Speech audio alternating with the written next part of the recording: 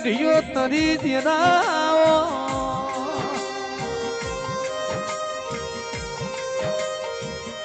સમય કરાય મોનવ્યો કોયલા કરા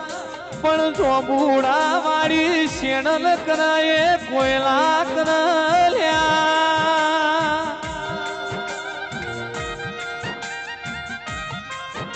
વાગણે આયેલું એક મહેમાન હચવાતું નથી એક ઘરનો અવસર હોય તો વાત જુદી સપડાતો